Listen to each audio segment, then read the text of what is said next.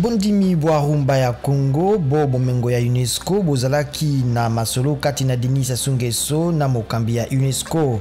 Président Sassou Ayambaki Madame Audrey Azoulay, Lobiloleki na Brazzaville Yambo mokambi ya UNESCO wakati Sangambo na Kinshasa pona Masolo kakamoko wana.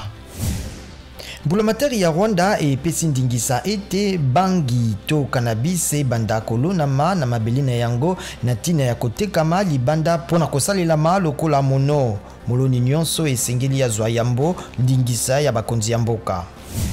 Mopanzi sango Rosen Kalafulo ya Pole FM na Goma akota na bobombani wuto atuna kimotuna mposo moleki na Président Félix Tshisekedi pona ba officier baye basalaka mombongo ya kakao na nzete na esika ya kosala bitumba.